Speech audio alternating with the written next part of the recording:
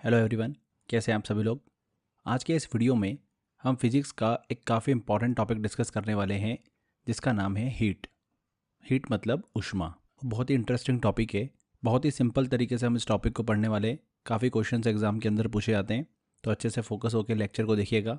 इस टॉपिक से related 50+ important questions मैंने आपके लिए निकाले हैं जो कि टेस्ट वाले सेक्शन में दे रखे हैं। अच्छे से टॉपिक पढ़ने के बाद में आप वो टेस्ट की प्रैक्टिस ज़्यादा करिएगा, जिससे आपका ये टॉपिक जो है 100% कंप्लीट होगा। इस टॉपिक से एग्जाम के अंदर जितनी मैं इन्फॉर्मेशन दे रहा हूँ आपको, उससे तो क्वेश्चन पूछते ही हैं। रियल लाइफ एग्जाम्पल से भी काफ़ी क्वेश्चंस बनते हैं। तो जितनी इन्फॉर्मेशन दे रहा हूँ उनसे बेस्ड एग्जाम्पल भी एग्जाम के अंदर पूछे जाते हैं। तो उस तरीके से भी हमको क्वेश्चंस की प्रैक्टिस करना है, जो कि मैंने आपको टेस्ट वाले सेक्शन में दे रखी हैं। चलिए अब स्टार्ट करते हैं। छोटी छोटी चीज़ों को हम डिस्कस करते चलेंगे। सबसे पहले हम बात करते हैं कि हीट मतलब ऊष्मा होती क्या है। देखिए, जो हीट होती है बेसिकली एक प्रकार की ऊर्जा ही होती है। क्या होती है? एनर्जी ही होती है। जब भी कोई भी दो ऑब्जेक्ट होते हैं, अगर उनके बीच में टेम्परेचर डिफरेंस है, वहाँ पर हमको हीट जो है वो ट्रांसफ़र होती हुई नज़र आती है। और हीट जो होती है वो हमेशा हाई टेम्परेचर से लो टेम्परेचर की ओर फ्लो करती है। ऊष्मा जो होती है वो हाई टेम्परेचर से लो टेम्परेचर की ओर फ्लो करती है। अब देखिए, इसको एक एग्जाम्पल से आप समझोगे ना तो काफ़ी अच्छे से क्लियर होगा। देखिए, एक हाथ है, हाथ के ऊपर हमने बर्फ़ का टुकड़ा रखा। अब बर्फ़ के टुकड़े का टेम्परेचर अलग था और हाथ का टेम्परेचर अलग है। तो दो ऑब्जेक्ट है और दोनों के बीच में टेम्परेचर डिफरेंस है। मतलब यहाँ पर हीट जो है वो ट्रांसफ़र हो रही है। कैसे हो रही है? अभी मैंने आपको बताया, हाई टेम्परेचर से लो टेम्परेचर की ओर हीट जो है वो ट्रांसफ़र होती है। क्लियर ये चीज़? तो हाथ का टेम्परेचर ज़्यादा था, बर्फ़ का टेम्परेचर कम था, तो हाथ के टेम्परेचर से बर्फ़ के टेम्परेचर की तरफ हीट जो है वो ट्रांसफ़र हो रही है। अब इसको थोड़ा सा डीपली हम समझते हैं। देखो, ये हाथ है, इस हाथ के मॉलिक्यूल जो है, चूंकि टेम्परेचर ज़्यादा है, इसीलिए हाथ के मॉलिक्यूल जो है वो ज़्यादा रफ्तार से क्या कर रहे हैं? ऑसिलेट कर रहे हैं, मूवमेंट कर रहे हैं। ठीक है। वहीं आइस की अगर हम बात करें मॉलिक्यूल की, तो यहाँ पर मॉलिक्यूल जो है वो कम यहाँ पर ऑसिलेट कर रहे हैं, एकदम फिक्स हमको दिखाई दे रहे हैं। क्लियर? अब जैसे ही हाथ और आइस संपर्क में आए, एक दूसरे से कनेक्ट हुए, यहाँ पर जो हाथ के मॉलिक्यूल हैं वो अपनी जो ऑसिलेशन की जो काइनेटिक एनर्जी है वो ट्रांसफ़र कर देते हैं आइस की तरफ, जिससे आइस के मॉलिक्यूल में भी क्या होता है? मोमेंट स्टार्ट हो जाता है। इसीलिए यहाँ पर आइस का टेम्परेचर जो है वो बढ़ने लगता है और आइस पिघलने लगता है। समझ में आया आपको? ठीक है। हीट जो होती है वो किसी भी सब्सटेंस के एटम और मॉलिक्यूल की काइनेटिक एनर्जी का ही मेजरमेंट होती है। अभी मैंने आपको बताया भी सही कि किस तरीके से काइनेटिक एनर्जी जो है वो ट्रांसफ़र होती है। काइनेटिक एनर्जी अगर ज़्यादा है मतलब मॉलिक्यूल का मोमेंट तेज होगा, ऑब्वियस सी बात है। यहाँ पर एग्जांपल में अभी हमने देखा, हाथ में जो भी मॉलिक्यूल्स हैं वहाँ पर उनकी काइनेटिक एनर्जी ज़्यादा है, इसीलिए हाथ के मॉलिक्यूल्स का मोमेंट भी ज़्यादा था और टेम्परेचर भी ज़्यादा था। आइस के जो मॉलिक्यूल थे उनका मोमेंट कम था, इसलिए उसका टेम्परेचर भी कम था और काइनेटिक एनर्जी भी कम थी। तो ये चीज़ आपको क्लियर हुई। अब एक चीज़ ध्यान रखिएगा, कोई भी वस्तु होती है उसके अंदर जो भी हीट होती है वो उस वस्तु के मास जो होता है, द्रव्यमान जो होता है, उस पर डिपेंड करती हैं। तो एक रिलेशन है, काफ़ी इंपॉर्टेंट है, इस चीज़ को आप दिमाग में रखिएगा। अब यहाँ पर देखिए, ऊष्मा के अगर हम यूनिट की बात करें तो ऊष्मा मतलब हीट की एसआई यूनिट की बात करें तो क्या होती है? जूल होती हैं। वहीं सीजीएस यूनिट क्या होती है? इसकी कैलोरी होती हैं। ये चीज़ आप दिमाग में रखिएगा, काफ़ी इंपॉर्टेंट है। एक कैलोरी जो होती है वो कितने बराबर होती है? देखिए, 4.18 जूल के बराबर होती है। सीधे सीधे एग्जाम के अंदर ही पूछ लेते हैं, काफ़ी इंपॉर्टेंट है। आगे हम एक टर्म को डिस्कस करते हैं, हीट कैपेसिटी। बहुत ही इंपॉर्टेंट है। देखिए, इसको हम बहुत सिंपल तरीके से समझ सकते हैं। किसी पदार्थ का कोई भी सब्सटेंस है तो उसका जो मास होगा, द्रव्यमान होगा, अगर हम उसका टेम्परेचर 1 डिग्री सेल्सियस बढ़ाने के लिए जो ऊष्मा की मात्रा लगा रहे हैं वो उस पदार्थ मतलब सब्सटेंस की हीट कैपेसिटी जो है वो कहलाती है। ऊष्मा धारिता मतलब ताप क्षमता उसे कहा जाता है। क्लियर हुआ आपको? इसकी अगर हम यूनिट डिस्कस करें तो क्या है? जूल प्रति केल्विन, हीट कैपेसिटी की। ओके। अब हीट कैपेसिटी जो है वो सबसे ज़्यादा हाईएस्ट किस में होती है और लोवेस्ट किस में होती है? तो ये भी एग्जाम्स के अंदर पूछी जाती है। तो वाटर की हीट कैपेसिटी जो है वो ज़्यादा होती है, उसके बाद में एल्यूमिनियम, फिर क्ले, मिट्टी, copper, lead, olive oil, silver और स्टील। ये टेबल काफ़ी इंपॉर्टेंट है, यहाँ से भी क्वेश्चंस एग्जाम के अंदर बनते हैं। वाटर की अपेक्षा स्टील की जो हीट कैपेसिटी है वो बहुत कम होती है। आगे देखिए फ्रेंड्स, अब हम डिस्कस करते हैं टेम्परेचर को। टेम्परेचर, तापमान जिसे कहा जाता है, उससे तात्पर्य क्या होता है? कोई भी वस्तु जो होती है, कोई पदार्थ होता है, सब्सटेंस होता है, वो कितना गर्म है या कितना ठंडा है, यही बेसिकली क्या होता है? टेम्परेचर होता है। तापमान मतलब टेम्परेचर के द्वारा किसी एक वस्तु से दूसरी वस्तु में जो थर्मल एनर्जी का प्रवाह हमको देखने को मिलता है, उसकी डायरेक्शन जो है वो डिसाइड की जाती है। किसी वस्तु का टेम्परेचर बेसिकली उस वस्तु की जो मॉलिक्यूल्स होते हैं उसकी काइनेटिक एनर्जी का ही एक सूचक होता है। टेम्परेचर को मेजर जो किया जाता है वो किसके थ्रू किया जाता है? थर्मामीटर के द्वारा किया जाता है। टेम्परेचर को मापने का यंत्र क्या है? थर्मामीटर है। थर्मामीटर का आविष्कार किसने किया था? फ़ारेनहाइट ने किया था। इसीलिए टेम्परेचर की एक स्केल भी हमको देखने को मिलती है, फ़ारेनहाइट। थर्मामीटर में मर्क्यूरी लिक्विड का इस्तेमाल किया जाता है। किसका किया जाता है? एग्जाम में पूछते हैं, मर्क्यूरी लिक्विड का किया जाता है। पर जहाँ पर ज़्यादा ठंड गिरती है, कोल्ड एरियाज होते हैं, वहाँ पर हमको थर्मामीटर के अंदर एल्कोहल का उपयोग देखने को मिलता है, क्योंकि एल्कोहल का जो क्वथनांक होता है, मेल्टिंग पॉइंट होता है, वो बहुत ही कम होता है। तो ये चीज़ ध्यान रखिएगा। अब टेम्परेचर की स्केल को हम डिस्कस करें उससे पहले हम थर्मामीटर के टाइप्स को भी डिस्कस कर लेते हैं पहले। तो हमको लिक्विड थर्मामीटर देखने को मिलता है, क्लिनिकल थर्मामीटर देखने को मिलता है, गैस थर्मामीटर देखने को मिलता है। तो अलग अलग टाइप के थर्मामीटर होते हैं। इनसे रिलेटेड कुछ बेसिक इन्फॉर्मेशन है जो कि आपको पता होना चाहिए। लिक्विड थर्मामीटर की बात करें तो एल्कोहल और मर्क्यूरी का इस्तेमाल इसमें किया जाता है। ठंडे प्रदेशों में एल्कोहल का, और जहाँ पर टेम्परेचर नॉर्मल रहता है वहाँ पर मर्क्यूरी का यूज़ किया जाता है।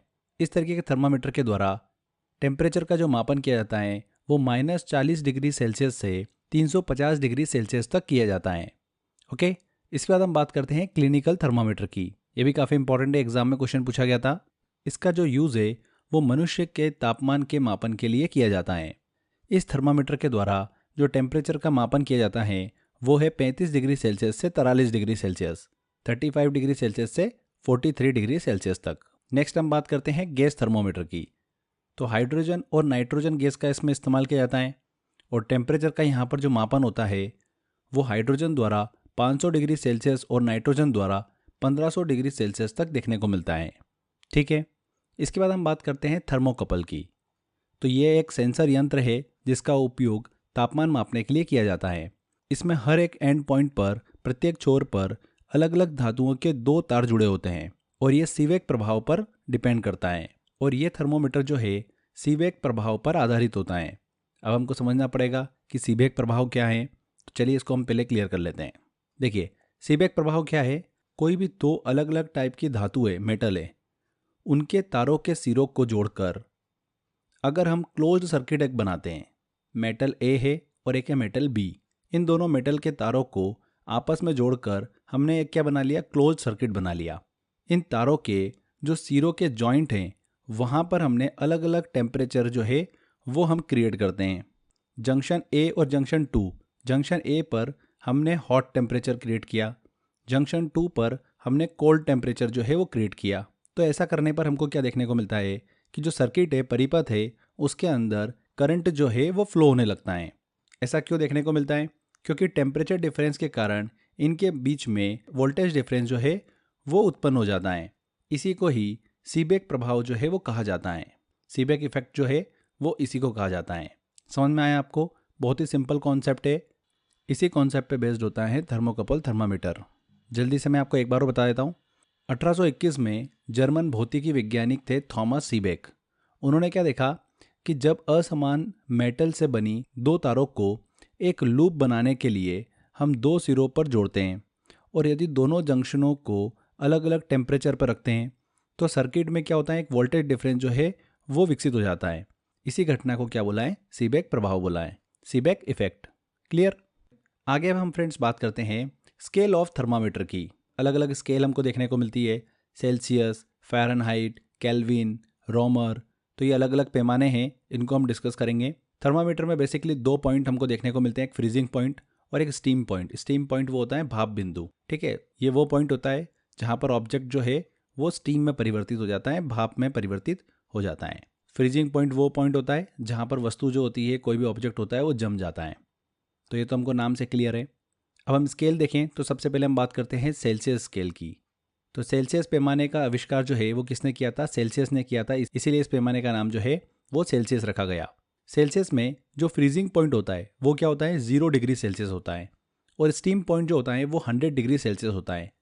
आपने पानी को देखा होगा, पानी जो है वो 0 डिग्री पर जम जाता है और 100 डिग्री पर क्या हो जाता है, भाप बनना स्टार्ट हो जाता है। क्लियर। फ़ारेनहाइट पैमाने की बात करें तो इसका आविष्कार किसने किया है, फ़ारेनहाइट ने किया है। इसका फ्रीजिंग पॉइंट जो होता है वो कितना होता है, 32 डिग्री फ़ारेनहाइट। वहीं स्टीम पॉइंट जो होता है, भाप बिंदु, वो कितना होता है, 212 डिग्री फ़ारेनहाइट होता है। केल्विन पैमाने की बात करें तो इसका आविष्कार किया था थॉमस केल्विन ने। इसका फ्रीजिंग पॉइंट होता है 272 केल्विन। वहीं स्टीम पॉइंट जो होता है वो होता है 372 केल्विन। ठीक है।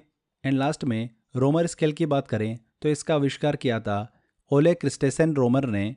एंड रोमर पैमाने में जो फ्रीजिंग पॉइंट हमको देखने को मिलता है वो देखने को मिलता है 0 डिग्री रोमर पे, एंड स्टीम पॉइंट होता है 80 डिग्री रोमर पे। ठीक है। तो ये 4 हमको स्केल देखने को मिलती है। इन चारों के बीच में आपस में रिलेशन भी देखने को मिलता है, जिनसे एग्जाम के अंदर काफ़ी क्वेश्चंस पूछे जाते हैं। तो ये रिलेशन क्या है, C/5 equal to F-32/9 equal to R/4 equal to K-273/5। ठीक है। तो ये जो रिलेशन है ना, इस रिलेशन से आप एग्ज़ाम के अंदर आपसे कुछ भी वैल्यू पूछे, सेल्सियस की वैल्यू दे रखी है, आपसे फ़ारेनहाइट पूछ ले तो भी आप निकाल सकते हो, फ़ारेनहाइट दे रखा है और केल्विन पूछ ले तो भी आप निकाल सकते हो। हर चीज़ की वैल्यू आप यहाँ से फाइंड कर सकते हो। बेसिकली जो एग्ज़ाम में पूछी जाती है वो सेल्सियस, फ़ारेनहाइट और केल्विन को लेकर ही पूछी जाती है। ठीक है। तो ये चीज़ आप दिमाग में रखिएगा। यहाँ पर एक छोटी सी चीज़ और है, मनुष्य का जो सामान्य तापमान है शरीर का, अगर हम वो डिस्कस करें सेल्सियस पैमाने पर तो वो कितना होता है, 37 डिग्री सेल्सियस होता है। फ़ारेनहाइट में देखें तो वो होता है लगभग 98 डिग्री फ़ारेनहाइट पर। एंड केल्विन में अगर हम डिस्कस करें, ह्यूमन बॉडी का जो टेम्परेचर होता है, सामान्य तापमान होता है, वो होता है 310 केल्विन।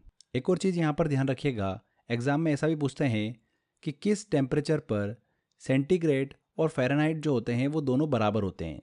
तो वो क्या होता है फ्रेंड्स, -40 डिग्री पर। -40 डिग्री पर सेल्सियस और फ़ारेनहाइट जो होते हैं वो आपस में बराबर होते हैं। तो ये चीज़ आप दिमाग में रखिएगा, काफ़ी इंपॉर्टेंट है। आगे देखिए फ्रेंड्स, अब एक छोटी सी टर्म है उसको भी हम क्लियर कर लेते हैं। एब्सोल्यूट ज़ीरो टेम्परेचर क्या होता है, परम शून्य ताप। तो देखिए सैद्धांतिक रूप से मैक्सिमम जो टेम्परेचर होता है उसकी कोई सीमा नहीं होती है, पर जो लोवेस्ट टेम्परेचर होता है उसकी सीमा होती है। जो न्यूनतम संभव ताप होता है, टेम्परेचर होता है, उसी को हम क्या बोलते हैं, एब्सोल्यूट ज़ीरो टेम्परेचर कहते हैं, परम शून्य ताप कहते हैं। कोई भी ऑब्जेक्ट है, कोई वस्तु है, उसका न्यूनतम संभव ताप जो होता है वो पॉसिबल होता है, और ये मैक्सिमम कितना हो सकता है, -273 डिग्री सेल्सियस होता है। कितना होता है, -273 डिग्री सेल्सियस। ये एग्ज़ाम के अंदर सीधे क्वेश्चन पूछ लेते हैं कि किसी वस्तु का न्यूनतम संभव ताप कितना हो सकता है, कितना हो सकता है, -273 डिग्री सेल्सियस हो सकता है। ओके। अब आगे हम डिस्कस करते हैं थर्मल एक्सपांशन को, ऊष्मीय प्रसार को। बहुत ही इंपॉर्टेंट कॉन्सेप्ट है, काफ़ी एग्जाम्पल से रिलेटेड क्वेश्चन जो है वो यहाँ से एग्जाम में देखने को मिलते हैं, तो ध्यान से समझिएगा। देखिए, थर्मल एक्सपांशन, ऊष्मीय प्रसार किसे कहा जाता है, जब किसी पदार्थ को, सब्सटेंस को गर्म करते हैं तो उसमें हमको क्या चेंजेस देखने को मिलता है, उस पदार्थ मतलब उस सब्सटेंस के वॉल्यूम में हमको परिवर्तन देखने को मिलता है, उसका वॉल्यूम जो है वो बढ़ जाता है। इसी को क्या बोला जाता है, थर्मल एक्सपांशन बोला जाता है, ऊष्मीय प्रसार बोला जाता है। क्लियर। किसी पदार्थ को, सब्सटेंस को गर्म करते हैं तो उसका वॉल्यूम जो है वो बढ़ जाता है। क्यों बढ़ता है, क्योंकि उस पदार्थ मतलब सब्सटेंस में जो मॉलिक्यूल होते हैं उनको अगर हीट मिलेगी तो वो क्या करेंगे, ज़्यादा रफ्तार से मूवमेंट करेंगे, ऑसिलेट करेंगे, और मॉलिक्यूल के बीच में डिस्टेंस जो है वो बढ़ती जाएगी, जिससे उसका वॉल्यूम जो है, पदार्थ का आयतन जो है वो बढ़ जाता है। क्लियर हुई ये चीज़ आपको, इसी को ऊष्मीय प्रसार बोला जाता है। सभी पदार्थों में हमको ये कंडीशन जो है वो देखने को मिलती है, पर यहाँ पर एक केस जो होता है वाटर के साथ, वो एक्सेप्शन का केस होता है। जब भी हम पानी को गर्म करते हैं तो पानी का पहले आयतन जो है वो 4 डिग्री सेल्सियस तक घटता है, फिर क्या होता है, बढ़ना स्टार्ट करता है। इसी घटना को पानी का असमान प्रसार जो है वो कहा जाता है। अभी मैं आपको बता रहा था कि थर्मल एक्सपेंशन में क्या होता है, किसी भी पदार्थ को गर्म करते हैं, टेम्परेचर उसका बढ़ता है तो वॉल्यूम जो है वो बढ़ जाता है। पर पानी के साथ ये कंडीशन जो है वो अप्लाई नहीं होती है। पानी के साथ में क्या होता है, जब पानी को गर्म करते हैं तब पानी का पहले वॉल्यूम 4 डिग्री सेल्सियस तक घटता है, फिर बढ़ता है। ये चीज़ क्लियर हुई। देखिए, पानी को जब भी हम गर्म करते हैं, मान लो कि पानी का टेम्परेचर क्या है, 0 डिग्री सेल्सियस है, मतलब ये उसका फ्रीजिंग पॉइंट है। अब यहाँ पर क्या होता है, जब भी हम इसको गर्म करते हैं तो मैंने आपको क्या बताया अभी, 4 डिग्री सेल्सियस तक क्या होता है, आयतन घटता है, वॉल्यूम घटता है वाटर का, आयतन घटता है, वॉल्यूम घटता है। ठीक है, तो देखिए टेम्परेचर जैसे जैसे बढ़ रहा है वॉल्यूम भी क्या हो रहा है, घटता जा रहा है। और ये कब तक होता है, 4 डिग्री सेल्सियस तक होता है। 4 डिग्री सेल्सियस के बाद जब टेम्परेचर बढ़ता जाता है तो वॉल्यूम भी क्या होता है, फिर बढ़ता जाता है। ये देखो यहाँ पर आप समझ सकते हैं इस चीज़ को। तो ये चीज़ क्लियर हो गई। अब एक रिलेशन होता है फ्रेंड्स, डेंसिटी, मास और वॉल्यूम के बीच में। जो घनत्व होता है, द्रव्यमान होता है, और जो आयतन होता है उसके बीच में एक रिलेशन होता है। डेंसिटी जो होती है वो इक्वल होती है मास अपॉन में वॉल्यूम के। मतलब वॉल्यूम और डेंसिटी के बीच में इन्वर्स रिलेशन है। वॉल्यूम अगर बढ़ेगा तो डेंसिटी कम हो जाएगी, डेंसिटी अगर बढ़ेगी तो वॉल्यूम कम हो जाता है। बहुत ही इंपॉर्टेंट कॉन्सेप्ट है, ये अभी यूज़ होने वाला है इसलिए मैंने आपको भी बताया है। अब देखिए एग्जाम के अंदर हमको पानी के असमान प्रसार से रिलेटेड काफ़ी एग्जाम्पल देखने को मिलते हैं। उसमें से सबसे इम्पॉर्टेंट पूछा जाता है, ठंडे प्रदेशों में झील का पानी जम जाता है पर उसके अंदर मछलियाँ जो होती है वो जिंदा रहती हैं, ऐसा क्यों, किस वजह से होता है ये। तो ये थर्मल एक्सपेंशन के कारण ही होता है, पानी के असमान प्रसार के कारण होता है। क्योंकि पानी का इसकी वजह से ऊपरी हिस्सा जम जाता है पर नीचे का हिस्सा नहीं जम पाता है। चलिए इसको अच्छे से समझते हैं। यहाँ पर देखिए टेम्परेचर और डेंसिटी के बीच में आपको रिलेशन देखने को मिल रहा है। 10 डिग्री टेम्परेचर पर कुछ डेंसिटी है, 8 डिग्री टेम्परेचर जैसे जाते हैं तो डेंसिटी बढ़ जाती है, 6 डिग्री टेम्परेचर पर डेंसिटी और बढ़ गई, 4 डिग्री टेम्परेचर पर डेंसिटी सबसे हाई है। क्यों हाई है, क्योंकि अभी हमने डिस्कस किया था 4 डिग्री सेंटीग्रेड पर पानी का जो वॉल्यूम होता है, आयतन होता है, वो सबसे कम होता है 4 डिग्री सेल्सियस पर। उसके बाद वो बढ़ना स्टार्ट होता है तो 4 डिग्री पर डेंसिटी जो होगी वो हाई होगी। ठीक है, इसके बाद जैसे ही हम टेम्परेचर और कम करते हैं तो डेंसिटी जो है वो कम होना स्टार्ट हो जाती है और 0 डिग्री पर डेंसिटी और कम हो जाती है। 0 डिग्री जो होता है वो पानी का फ्रीजिंग पॉइंट होता है, जमने वाला पॉइंट होता है। और स्टीम पॉइंट क्या होता है, 100 डिग्री। पानी जो उबलता है वो 100 डिग्री सेल्सियस पर उबलता है। तो ये आपको क्लियर है। अब देखिए ये एक तालाब है, मान लेते हैं कि जो वातावरण है, वातावरण का टेम्परेचर 10 डिग्री सेल्सियस पर है। तो जो इस तालाब की ऊपरी वाली सरफेस होगी उसका टेम्परेचर भी क्या होगा, 10 डिग्री सेल्सियस होगा। ठीक है, अब टेम्परेचर जो है वो कम होता है, 8 डिग्री सेल्सियस पर आ गया। तो ऊपरी वाली जो सरफेस है उसका टेम्परेचर कितना हो जाएगा, 8 डिग्री सेल्सियस हो जाएगा। पर तालाब के जो नीचे वाला पानी है उसका टेम्परेचर क्या रहेगा, 10 डिग्री सेल्सियस रहेगा। तो ऊपर जो 8 डिग्री सेल्सियस पर पानी है उसकी डेंसिटी ज़्यादा होगी। यहाँ पर आप देख सकते हैं ग्राफ के अंदर 10 डिग्री सेल्सियस पर जो पानी की डेंसिटी है वो कम है, 8 डिग्री सेल्सियस पर पानी की डेंसिटी ज़्यादा हो गई। तो हाई डेंस पानी ऊपर हो गया, तो वो जो भारी पानी है वो नीचे की ओर आएगा और 10 डिग्री सेल्सियस वाला पानी ऊपर की ओर जाएगा, तो वो ऊपर चला जाता है। ऊपर जाने के बाद में टेम्परेचर के कारण वो भी क्या हो जाता है, 8 डिग्री का हो जाता है। क्लियर। फिर आगे क्या होता है, टेम्परेचर और कम होता है वातावरण का, मान लेते हैं 6 डिग्री पर आ गया। तो यहाँ पर तालाब का ऊपर वाला जो पानी है ऊपर सरफेस पर वो 6 डिग्री का हो जाता है। तो यहाँ पर डेंसिटी और बढ़ गई उसकी। नीचे कौन सा है, 8 डिग्री सेल्सियस वाला है, मतलब उसकी डेंसिटी कम है। तो लो डेंसिटी वाला पानी ऊपर की ओर आएगा, हाई डेंसिटी वाला पानी, भारी पानी, वापस नीचे की ओर आएगा। तो वो 8 डिग्री सेल्सियस वाला पानी जो है वो क्या होगा, वातावरण के कांटेक्ट में आना स्टार्ट होगा और 6 डिग्री सेल्सियस पर आ जाएगा। ठीक है, अब आते हैं अपन 4 डिग्री सेल्सियस पर, कि वातावरण का टेम्परेचर हो गया 4 डिग्री सेल्सियस। तो ऊपरी वाली सरफेस है वाटर की वो 4 डिग्री सेल्सियस पर आ गई, पर पानी की जो नीचे वाली सरफेस है अंदर वाली वो क्या है, 6 डिग्री सेल्सियस पर है। तो फिर से 6 डिग्री सेल्सियस वाला पानी जो है वो ऊपर की ओर आएगा और 4 डिग्री सेल्सियस वाला पानी नीचे की ओर आएगा। और वो 6 डिग्री सेल्सियस वाला पानी जो है वो वातावरण के कांटेक्ट में आने की वजह से 4 डिग्री सेल्सियस पर आ जाएगा। यहाँ तक आपको लाइन क्लियर हो गई। अब यहाँ पर हमको ट्विस्ट देखने को मिलता है। वातावरण का टेम्परेचर हो जाता है फ्रेंड्स 2 डिग्री सेल्सियस। तो यहाँ पर अब आप क्या देखोगे, अब तालाब की जो ऊपर वाली सरफेस का जो टेम्परेचर है वो हो गया फ्रेंड्स 2 डिग्री सेल्सियस। पर 2 डिग्री सेल्सियस पर डेंसिटी जो है वो क्या हो गई, कम हो गई। और तालाब के नीचे जो पानी है वो 4 डिग्री सेल्सियस वाला है, हाई डेंसिटी वाला पानी है। तो ऑलरेडी भारी पानी नीचे, हल्का पानी ऊपर है। तो यहाँ पर कुछ भी हमको रोटेशन देखने को नहीं मिलेगा। भाई हल्का पानी ऊपर है, लो डेंसिटी वाला वाटर ऊपर ऑलरेडी है, हाई डेंसिटी वाला वाटर नीचे है। ठीक है, फिर टेम्परेचर जो है वो 0 डिग्री पे आ गया। अब आगे कंडीशन बढ़ाते हैं, वातावरण का टेम्परेचर हो गया 0 डिग्री। तो ऊपर वाला जो टेम्परेचर है पानी का वो क्या हो जाएगा, 0 डिग्री हो जाएगा। ये तो फ्रीजिंग पॉइंट है। तो ऊपर की लेयर जो है वाटर की वो क्या हो जाएगी, जम जाएगी। और नीचे का पानी जो है वो 4 डिग्री सेल्सियस पर रहेगा।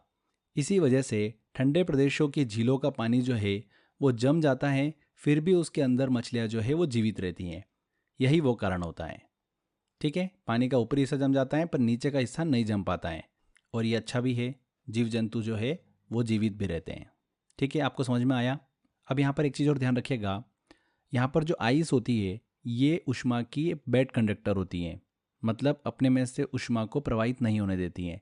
इसीलिए इस आइस के तालाब के नीचे वाला जो टेम्परेचर होता है उसकी ऊष्मा जो होती है वो वातावरण में नहीं जा पाती हैं, वातावरण के कांटेक्ट में यहाँ पर नहीं आ पा रही हैं। ये चीज़ भी आप दिमाग में रखिएगा। नेक्स्ट एग्जाम्पल क्या पूछा जाता है, ठंड के दिनों में पानी का पाइप जो है वो अक्सर फट जाता है, ऐसा क्यों होता है? तो ये होता है फ्रेंड्स, ऊष्मीय प्रसार की वजह से ही होता है, थर्मल एक्सपेंशन के कारण ही होता है। क्योंकि पानी जो होता है जब जमता है तब क्या करता है, वो फैलता है। आप एक एक्सपेरिमेंट भी कर सकते हैं, एक गिलास के अंदर पानी जो है वो भरकर फ्रिज में रख दीजिए और लेवल नोट कर लीजिए। जब वो पानी जम जाएगा उसके बाद आप देखिए लेवल नोट करेंगे तो उसका लेवल जो है वो चेंज हो जाएगा। तो पानी जो होता है जमने पर फैलता है, इसी वजह से ठंड के दिनों में पानी का पाइप जो है वो अक्सर फट जाता है। तो इस तरीके से एग्जाम्पल जो है एग्ज़ाम के अंदर पूछे जाते हैं।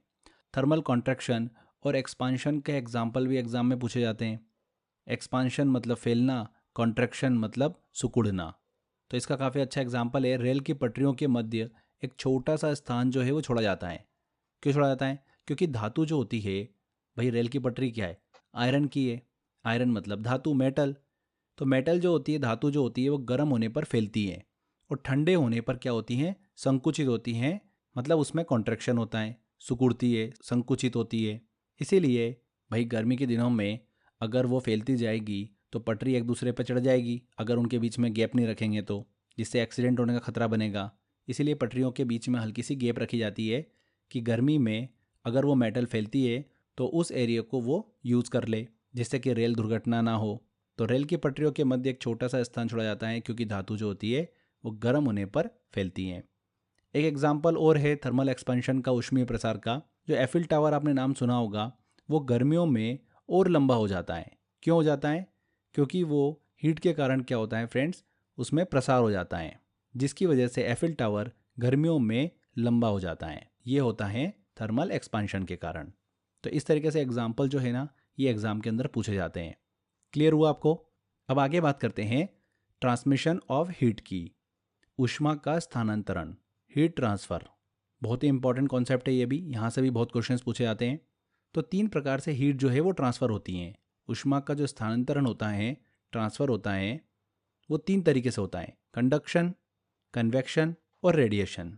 चालन, संवहन और विकिरण, ये वो 3 तरीके हैं जिससे हीट जो है वो ट्रांसफ़र होती हैं। एक एक करके सबको समझेंगे हम। अब देखिए, मैंने आपको बताया था हीट एक प्रकार की ऊर्जा है। जब भी दो अलग अलग टेम्परेचर के ऑब्जेक्ट जो है वो एक दूसरे के कांटेक्ट में आते हैं तब क्या होती है, ऊष्मा मतलब हीट का ट्रांसफ़र होता है। ठीक है, तो सबसे पहले अपन कंडीशन लेते हैं चालन मतलब कंडक्शन की। अब देखिए, मैंने 2 ऑब्जेक्ट लिए। एक ऑब्जेक्ट जो है उसका टेम्परेचर 10 डिग्री सेल्सियस है, दूसरे ऑब्जेक्ट का टेम्परेचर जो है वो 100 डिग्री सेल्सियस है। दोनों एक दूसरे के कांटेक्ट में है। अब 100 डिग्री सेल्सियस वाला जो ऑब्जेक्ट है उसके अंदर जो मॉलिक्यूल होंगे वो तेज़ी से ऑसिलेट कर रहे होंगे, और 10 डिग्री सेल्सियस वाला जो ऑब्जेक्ट है उसके मॉलिक्यूल जो होंगे वो बहुत ही कम ऑसिलेट कर रहे होंगे, बहुत ही कम मूवमेंट कर रहे होंगे। तो जब ये दोनों एक दूसरे के कांटेक्ट में आते हैं तब क्या होता है, हाई टेम्परेचर वाले ऑब्जेक्ट के जो मॉलिक्यूल हैं जो कि बहुत तेज़ी से मूवमेंट कर रहे हैं वो अपनी काइनेटिक एनर्जी किसको दे देते हैं, कम टेम्परेचर वाले ऑब्जेक्ट के मॉलिक्यूल को दे देते हैं। बहुत ही कम मूवमेंट उनके बीच में देखने को मिलता है, उनको अपनी काइनेटिक एनर्जी ट्रांसफ़र कर देते हैं, जिससे उसके अंदर क्या होता है, ऑसिलेशन स्टार्ट हो जाता है। उसी तरीके से हाई टेम्परेचर वाला जो ऑब्जेक्ट है उसके दूसरे और भी मॉलिक्यूल जो है वो अपनी काइनेटिक एनर्जी जो है वो धीरे धीरे कम टेम्परेचर वाले मॉलिक्यूल को देना स्टार्ट कर देते हैं, जिससे उनके बीच में क्या होता है, ऑसिलेशन स्टार्ट हो जाता है, मोमेंट स्टार्ट हो जाता है, और इस तरीके से हीट जो है वो ट्रांसफ़र हो जाती है। अब इस पूरी कंडीशन में हम क्या देखते हैं, यहाँ पर किसी भी ऑब्जेक्ट का मॉलिक्यूल जो है वो ट्रांसफ़र नहीं होता है, यहाँ पर काइनेटिक एनर्जी जो है वो ट्रांसफ़र होती है। मॉलिक्यूल जो है अपना स्थान परिवर्तित नहीं करता है। तो इस तरीके की जो हीट ट्रांसफ़र हो रही है उसको क्या बोला जाता है, कंडक्शन बोला जाता है, चालन बोला जाता है। समझ में आया आपको? यहाँ पर हीट ट्रांसफ़र हो रही है बट ऑब्जेक्ट का जो मॉलिक्यूल है वो अपना स्थान परिवर्तित नहीं कर रहा है। इसको बोला जाता है कंडक्शन। इसका सबसे अच्छा एग्जाम्पल है ठंड के दिनों में लोहे के गुटके और लकड़ी के गुटके को प्रातःकाल में छूने पर लोहे का गुटका जो है वो ज़्यादा ठंडा महसूस होता है। ये एग्जाम के अंदर पूछा जाता है फ्रेंड्स, ध्यान रखिएगा इस चीज़ को। किस चीज़ का ये एग्जाम्पल है? कंडक्शन का है, चालन का है। अब देखिए इसको हम थोड़ा डिटेल में समझें उससे पहले आपको 2-3 चीज़ें अच्छे से क्लियर होना चाहिए। कंडक्टर, बेड कंडक्टर और थर्मल इंसुलेटर, चालक, कुचालक और ऊष्मारोधी। अब देखिए कोई भी पदार्थ होता है ना, वो अपने में से कितनी अच्छे तरीके से हीट को ट्रांसफ़र होने दे रहा है। अगर वो अच्छे तरीके से हीट को ट्रांसफ़र होने दे रहा है मतलब वो गुड कंडक्टर है। तो इसके एग्जाम्पल क्या क्या हो गए? वाटर, मनुष्य का शरीर, पारा। पारा जो होता है वो काफ़ी अच्छा गुड कंडक्टर है। एग्जाम में तो ये भी पूछ लेते हैं, तो इसलिए ये ध्यान रखिएगा। बैड कंडक्टर की बात करें तो वो पदार्थ जो अपने में से ऊष्मा को ट्रांसफ़र नहीं होने देते हैं, जैसे कि लकड़ी, कांच, हवा, रबर। अक्सर आपने देखा होगा इलेक्ट्रिशियन जो होता है वो चप्पल पहनकर काम करता है, हमेशा लेदर की चप्पल पहन के करता है क्योंकि वो ऊष्मा की बैड कंडक्टर होती हैं, लेदर की चप्पल, इसीलिए उसको करंट नहीं लगता है। तो बैड कंडक्टर समझ में आ गया। थर्मल इंसुलेटर की बात करें तो ये ऊष्मारोधी, ऊष्मा को बिल्कुल भी प्रवाहित नहीं होने दे रही है। तो उसका एग्जाम्पल क्या हो गया? एबोनाइट। तो ये टर्म आपको क्लियर हो गई। अब आते हैं हम उसी एग्जाम्पल पर जो हम डिस्कस कर रहे थे। ठंड के दिनों में लोहे के गुटके और लकड़ी के गुटके को प्रातःकाल में छूने पर लोहे का गुटका जो है वो ज़्यादा ठंडा महसूस होता है हमको। ऐसा क्यों होता है? तो देखिए लोहे का जो टुकड़ा है ये क्या है? गुड कंडक्टर है, मतलब अपने में से ये ऊष्मा को अच्छे से ट्रांसफ़र होने देता है और ये ऊष्मा को अच्छे से अवशोषित भी कर लेता है।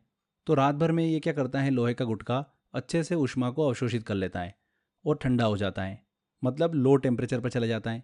अब जैसे ही हम इसको हाथ लगाते हैं, अपना हाथ तो हाई टेम्परेचर पे होता है, तो अपने हाथ की ऊष्मा जो होता है ये क्या करता है? अपनी ओर लेता है। अपने हाथ के जो मॉलिक्यूल होंगे वो हाई टेम्परेचर पर हैं तो तेज़ी से मूवमेंट कर रहे होंगे, और जैसे ही वो लोहे के गुटके के संपर्क में आते हैं, लोहे का गुटके के मॉलिक्यूल जो हैं वो कम मूवमेंट कर रहे हैं, तो जैसे उसके कांटेक्ट में आते हैं तो हाथ की काइनेटिक एनर्जी किसकी तरफ चली जाती है? लोहे के गुटके की तरफ चली जाती हैं। और अपने हाथ का टेम्परेचर जो है वो किधर ट्रांसफ़र हो जाता है? लोहे के गुटके की तरफ। और अपने हाथ का टेम्परेचर तुरंत डाउन होता है, इसीलिए अपने को एकदम से ठंडक महसूस हो जाती है। तो यही वो कारण होता है जो अभी हमने डिस्कस किया था फ्रेंड्स। चालन मतलब कंडक्शन का एक एग्जाम्पल है। क्लियर? इसका एक और अच्छा एग्जाम्पल है, गरम कढ़ाई में चम्मच अगर हम रख देते हैं तो चम्मच जो होती है वो भी गर्म हो जाती है। ये चीज़ क्लियर हो गई। कंडक्शन जो है ना वो सॉलिड वस्तुओं में हमको देखने को मिलता है, ठोस वस्तुओं में। नेक्स्ट अब हम डिस्कस करते हैं कन्वेक्शन को, संवहन को। संवहन में, कन्वेक्शन में लिक्विड और गैसेस के माध्यम से हीट ट्रांसफ़र जो है वो देखने को मिलता है। अब देखिए इसको हम एग्जाम्पल से समझते हैं। एक देखिए वातावरण में हमने क्या करा? मोमबत्ती लगाई। अब इस मोमबत्ती के आसपास जो मॉलिक्यूल्स होंगे वो क्या होंगे? इसके कांटेक्ट में आके गर्म हो जाएंगे, गर्म होकर हल्के हो जाएंगे और किधर की ओर उठेंगे? ऊपर की ओर उठेंगे। वो मॉलिक्यूल गर्म होकर ऊपर उठे और हमारे हाथों को टच हुए तो हमको गर्माहट महसूस हुई। तो इस तरीके से यहाँ पर हीट जो है वो ट्रांसफ़र हो रही है।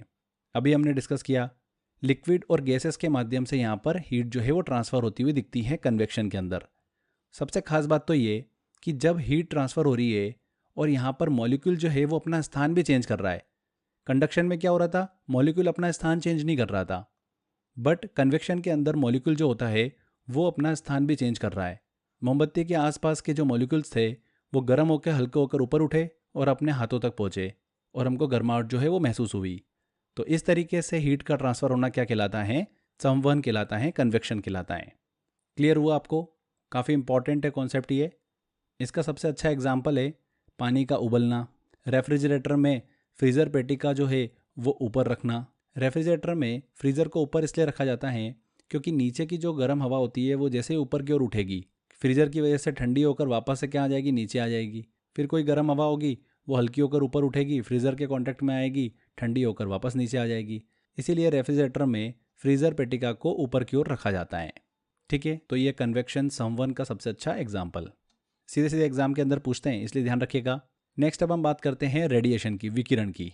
अब देखिए हमने कंडक्शन की बात करी, कन्वेक्शन की बात करी, तो इन दोनों में हीट ट्रांसफ़र के लिए मीडियम जो है कोई ना कोई माध्यम रिक्वायर्ड होता है। बट रेडिएशन में कोई भी माध्यम की आवश्यकता नहीं होती है, मीडियम रिक्वायर्ड नहीं होता है। और इस माध्यम में जो ऊष्मा का संचरण होता है, ट्रांसफ़र होती है ऊष्मा, वो किसके माध्यम से होती है? तरंगों के माध्यम से होती है। इसका सबसे अच्छा एग्जाम्पल देख सकते हैं हम, पृथ्वी तक जो सन की ऊष्मा पहुंचती है वो तरंगों के माध्यम से ही पहुंचती हैं, रेडिएशन के थ्रू पहुंचती हैं। सूर्य की ऊष्मा धरती तक पहुंचना, अर्थ तक पहुंचना, जिससे अर्थ का क्या होना? गर्म होना। ये रेडिएशन का सबसे अच्छा एग्जाम्पल है। क्लियर? तो ये हमने फ्रेंड्स ट्रांसमिशन ऑफ हीट को अच्छे से डिस्कस किया। 3 मेथड हमने डिस्कस करी, कंडक्शन, कन्वेक्शन और रेडिएशन, चालन, संवहन और विकिरण। आई होप आपको क्लियर हो गया होगा। इसमें हमने कंडक्टर, बेड कंडक्टर और थर्मल इंसुलेटर को भी डिस्कस किया है। ध्यान रखिएगा, कंडक्टर्स क्या होते हैं? वे पदार्थ जो ऊष्मा को अपने में से गुजरने देते हैं, वो क्या कहलाते हैं? चालक, मतलब कंडक्टर्स कहलाते हैं। इसके एग्जाम्पल है एल्यूमिनियम, लोहा, तांबा, चांदी, पीतल, ग्रेफाइट, वाटर, ह्यूमन बॉडी, पारा। पारा जो होता है वो सबसे गुड कंडक्टर होता है। इसके बाद हमने बात करी थी बेड कंडक्टर। वे पदार्थ, वे सब्सटेंस जो ऊष्मा मतलब हीट को अपने में से गुजरने नहीं देते हैं, वो क्या होते हैं? कुचालक होते हैं, मतलब बेड कंडक्टर, इंसुलेटर होते हैं। इसके एग्जाम्पल हो गए प्लास्टिक, लकड़ी, रबर, ऊनी कपड़े। ये सब क्या होते हैं? बेड कंडक्टर होते हैं, इंसुलेटर होते हैं। और थर्मल इंसुलेटर हमने पढ़ा, ऊष्मारोधी, जो कि ऊष्मा को बिल्कुल भी ट्रांसफ़र नहीं होने देता है। इसका एग्जाम्पल है एबोनाइट। अब आगे हम बात करते हैं फ्रेंड्स ऊष्मा के प्रकार के, टाइप ऑफ हीट की। अलग अलग टाइप की हीट होती है, स्पेसिफिक हीट होती है, लेटेंट हीट होती है, तो उनको हम अच्छे से डिस्कस करते हैं। सबसे पहले हम बात करते हैं स्पेसिफिक हीट की। इसको बोला जाता है हिंदी में विशिष्ट ऊष्मा। स्पेसिफिक हीट क्या होती है? भैया, किसी पदार्थ के, कोई भी सब्सटेंस है, उसके 1 ग्राम का तापमान 1 डिग्री सेल्सियस अगर हम बढ़ाते हैं तो उसके लिए जो रिक्वायर्ड हीट होती है, आवश्यक ऊष्मा होती है, उसी को हम क्या बोलते हैं? उसकी स्पेसिफिक हीट बोलते हैं, विशिष्ट ऊष्मा बोलते हैं। ओके। पानी की जो विशिष्ट ऊष्मा होती है, स्पेसिफिक हीट होती है, वो 1 कैलोरी होती है। कितनी होती है? 1 कैलोरी होती है। और 1 कैलोरी में कितने जूल होते हैं? 4.18 जूल होते हैं। क्लियर? दुनिया के जितने भी लिक्विड होते हैं उसमें से वाटर की जो स्पेसिफिक हीट होती है, विशिष्ट ऊष्मा होती है, वो सबसे ज़्यादा होती है। ये चीज़ आप ध्यान रखिएगा। देखिए, खाने बनाने वाले जितने भी बर्तन होते हैं उनकी स्पेसिफिक हीट जो होती है वो कम होती है, क्योंकि अगर इनकी स्पेसिफिक हीट, विशिष्ट ऊष्मा ज़्यादा होगी तो पदार्थ को ठंडा और गर्म होने में बहुत ज़्यादा समय लगेगा। वो समय ना लगे, इसीलिए खाना बनाने वाले बर्तनों की विशिष्ट ऊष्मा जो होती है, स्पेसिफिक हीट जो होती है, वो कम होती है। क्लियर? इसके बाद हम बात करते हैं लेटेंट हीट की। हिंदी में बोला जाता है गुप्त ऊष्मा। देखिए, लेटेंट हीट मतलब गुप्त ऊष्मा क्या होती है? जैसे कि इसके नाम से स्पष्ट है कि ये गुप्त है। वो हीट जो किसी भी पदार्थ या सब्सटेंस के, जब उसमें फेस परिवर्तन होता है उसके दौरान अवशोषित या फिर रिलीज की जाती हैं, उसी ऊष्मा को हम क्या बोलते हैं? लेटेंट हीट मतलब गुप्त ऊष्मा बोलते हैं। हीट और एनर्जी दैट इज ऑब्जर्व्ड और released during a face change of a substance. ठीक है। देखिए, इसको आप एग्जाम्पल से समझोगे ना तो ज़्यादा समझ में आएगा आपको। जैसे कि मटके के पानी का ठंडा होना, छोटे छोटे छिद्र होते हैं उसके अंदर। छोटे छोटे छिद्र होने के कारण पानी जो होता है वो गुप्त ऊष्मा प्राप्त करके काई में बदल जाता है, वाष्प में बदल जाता है। तो ये इसका सबसे अच्छा एग्जाम्पल है। जो थर्मामीटर होता है वो लेटेंट हीट मतलब गुप्त ऊष्मा को नहीं माप सकता है। तो ये चीज़ आप ध्यान रखिएगा। तो हमने ये स्पेसिफिक हीट और लेटेंट हीट को समझा। आई होप आपको क्लियर हो गया होगा। एग्जाम में क्वेश्चन पूछते हैं यहाँ से। आगे हम बात करते हैं लॉज ऑफ थर्मोडायनामिक्स, ऊष्मागतिकी के नियम। तो 1749 में विलियम थॉमसन ने थर्मोडायनामिक्स शब्द पहली बार जो है वो इस्तेमाल किया था। थर्मोडायनामिक्स ऊष्मा मतलब हीट, कार्य, तापमान और ऊर्जा के बीच रिलेशन की एक स्टडी है। Heat, work, temperature and energy के बीच में एक रिलेशन की स्टडी है। थर्मोडायनामिक्स के कुल मिलाकर 4 लॉज हैं। ऊष्मागतिकी के 4 नियम, सभी को एक एक करके हम डिस्कस करेंगे। पहला नियम, दूसरा नियम, तीसरा नियम और 0वां नियम। चलिए, सबसे पहले हम चलते हैं फर्स्ट लॉ ऑफ थर्मोडायनामिक्स। पहला नियम ये क्या बोलता है? ऊष्मागति का जो पहला नियम है ये दिया था रुडोल्फ क्लॉसियस और विलियम थॉमसन ने। इन्होंने बताया कि ऊर्जा मतलब एनर्जी जो होती है उसको न तो बनाया जा सकता है और न ही नष्ट किया जा सकता है, बल्कि इसे एक रूप से दूसरे रूप में बदला जा सकता है। एनर्जी जो होती है उसको कभी भी क्रिएट नहीं किया जा सकता, ना ख़त्म किया जा सकता है। हमेशा एनर्जी जो है वो एक रूप से दूसरे रूप में परिवर्तित होती हैं। ऊष्मागतिकी के थर्मोडायनेमिक्स के फर्स्ट लॉ को ही ऊर्जा संरक्षण का नियम भी कहते हैं, law of conservation of energy. ठीक है, ये चीज़ आप ध्यान रखिएगा। इसके बाद हम बात करते हैं सेकेंड लॉ ऑफ थर्मोडायनेमिक्स की। तो इस नियम के अनुसार ऐसी कोई भी मशीन बनाना संभव नहीं है जो कि 100% एनर्जी मतलब हीट को कार्य मतलब वर्क में बदल दे। यही इन्होंने बताया था केल्विन ने थर्मोडायनामिक्स के सेकेंड लॉ में। ऐसी कोई भी मशीन बनाना संभव नहीं है जो कि 100% एनर्जी मतलब हीट को वर्क में कन्वर्ट कर दे।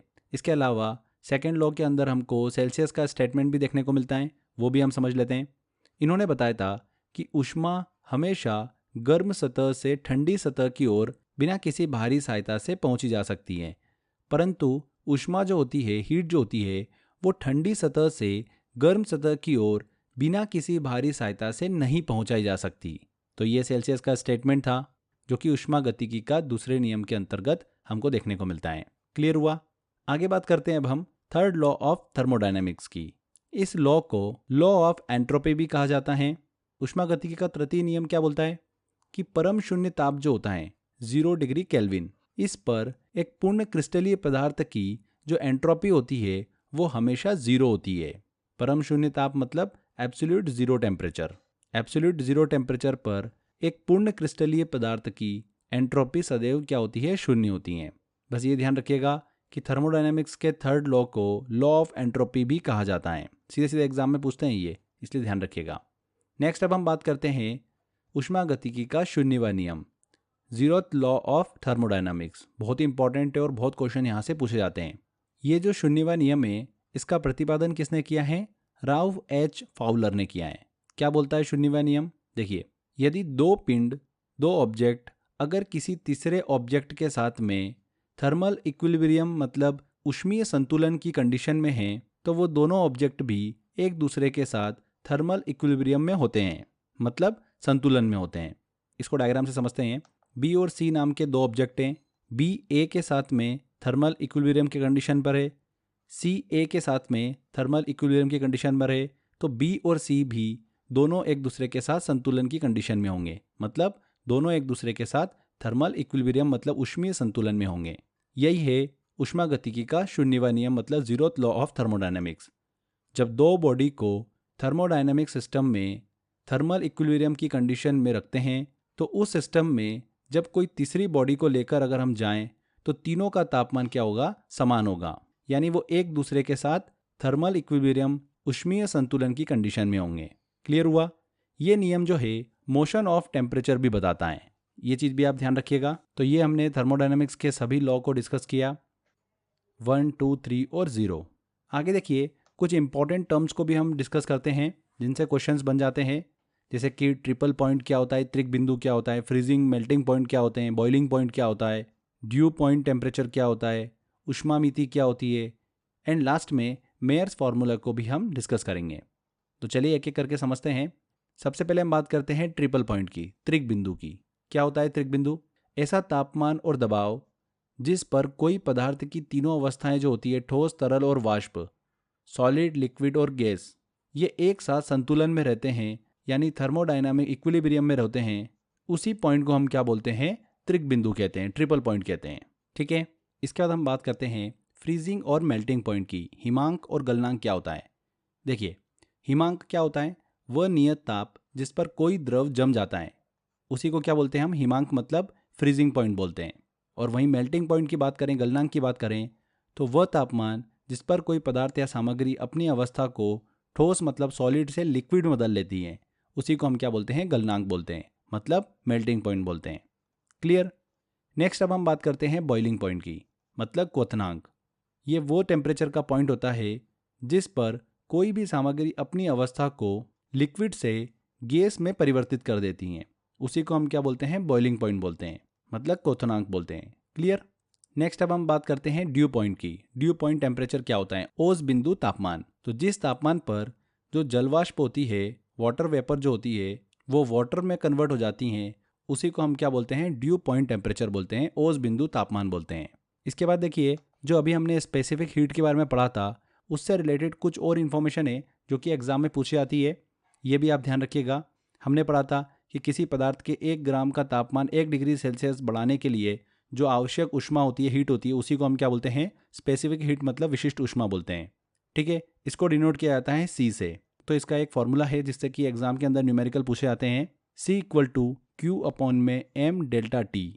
यहाँ पर Q जो है वो क्या है, आवश्यक ऊष्मा है। डेल्टा T जो है ये तापमान मतलब टेम्परेचर में परिवर्तन को बताता है। और m जो है वो कोई भी ऑब्जेक्ट निकाय है उसका मास है, द्रव्यमान है। ठीक है, तो ये तीनों वैल्यू आपको एग्जाम में देकर विशिष्ट ऊष्मा की वैल्यू जो है वो पूछी जा सकती है। तो न्यूमेरिकल बन जाता है इस पे, इसीलिए ये फॉर्मूला काफ़ी इंपॉर्टेंट है, ध्यान रखिएगा।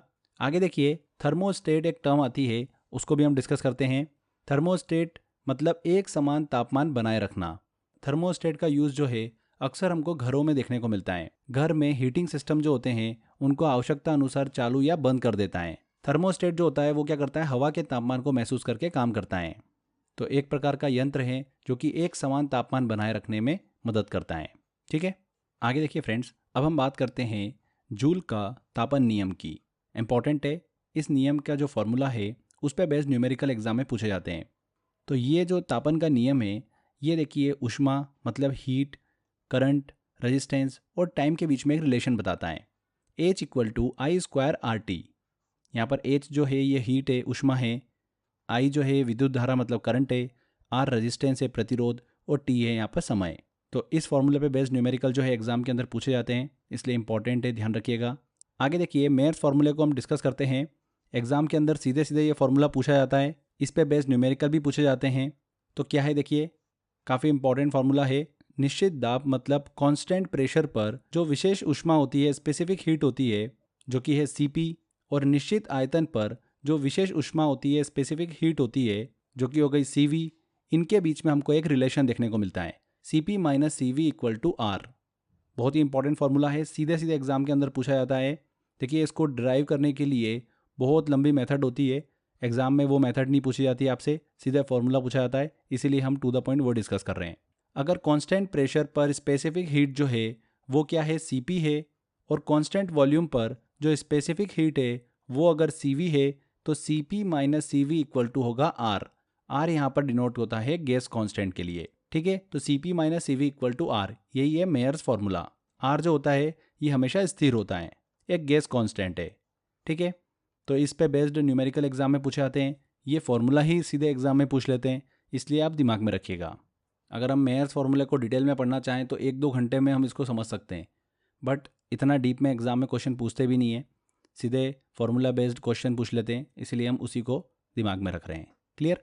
आगे देखिए फ्रेंड्स, कुछ इंपॉर्टेंट पॉइंट है, उनको भी हम डिस्कस कर लेते हैं, उसके बाद हम क्वेश्चन आंसर सेट की तरफ चलेंगे, कुछ इंपॉर्टेंट क्वेश्चन भी सॉल्व करेंगे इस टॉपिक के।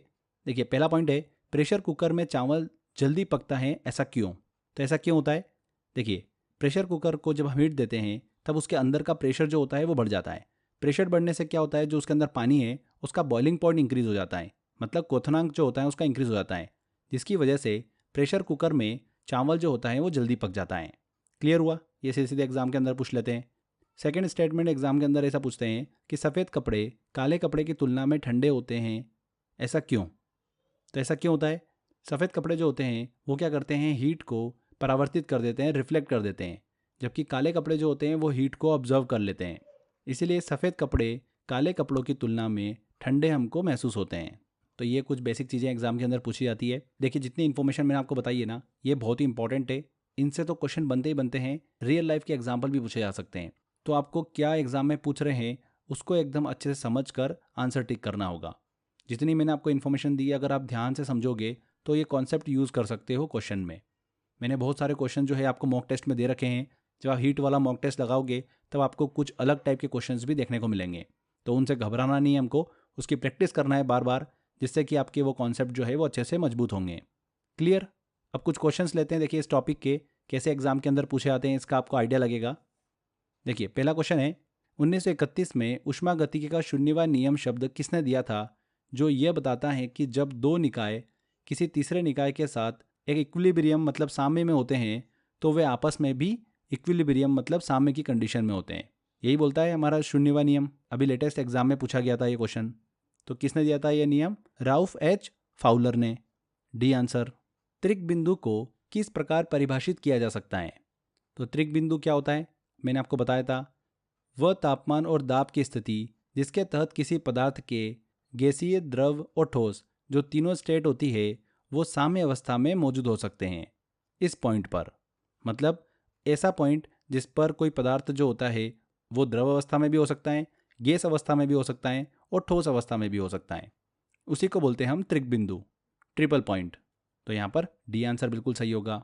नेक्स्ट क्वेश्चन आता है, किस नियम के अनुसार किसी विद्युत धारा द्वारा उत्पन्न ऊष्मा चालक के प्रतिरोध मतलब रेजिस्टेंस, उसमें प्रवाहित धारा मतलब करंट के स्क्वायर और टाइम के अनुक्रमानुपाती होती है?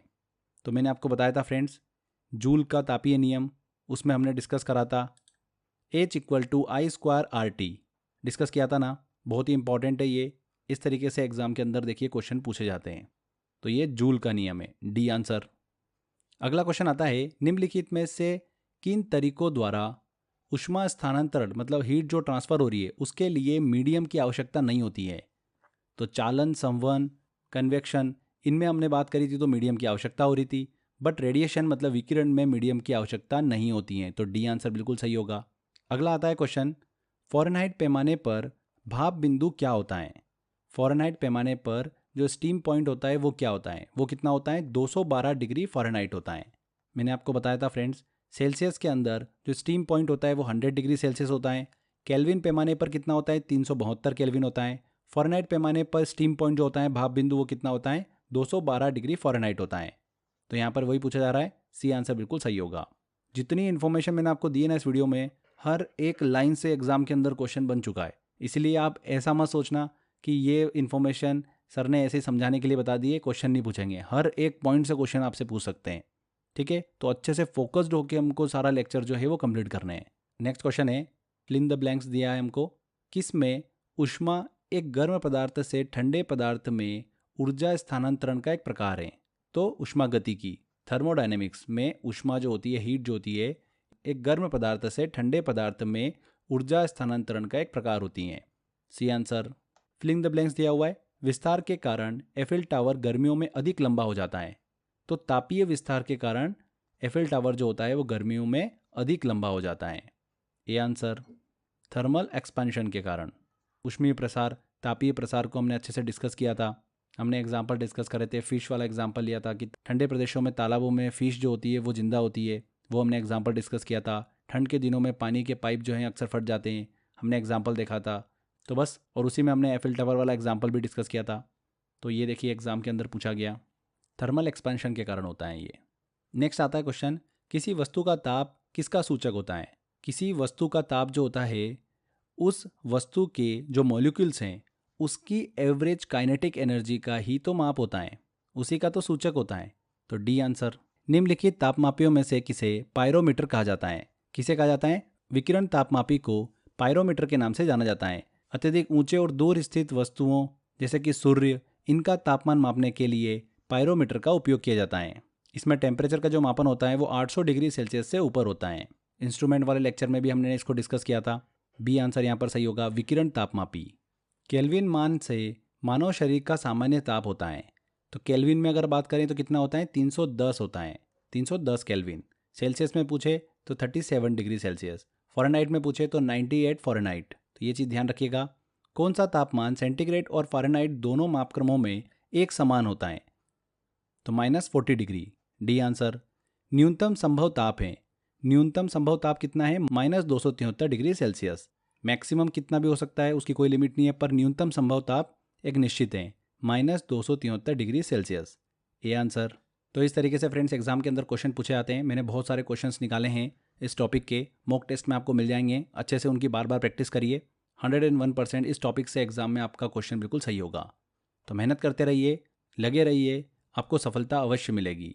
Thank you.